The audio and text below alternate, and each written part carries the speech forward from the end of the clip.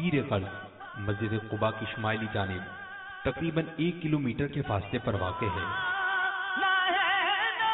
ان دنوں بیر غرض کے گرد دیوار بنا کر اوپر چھت ڈال دی گئی ہے۔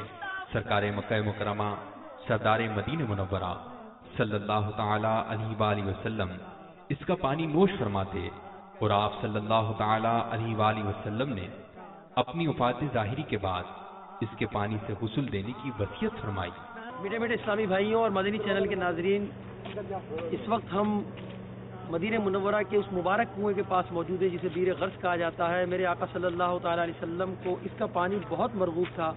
میرے آقا صلی اللہ تعالی علیہ وسلم کی وصال کے بعد اسی کنویں مبارک کے پانی سے آپ کو غسل دیا گیا ہے۔ اللہ تعالیٰ بیر غرض کے صدقے میں ہمارے گناہوں کو معاف فرمائے اور ہمارے نامہ اعمال کی سیاہی کو اس کے پانی کے صدقے میں دھو دے۔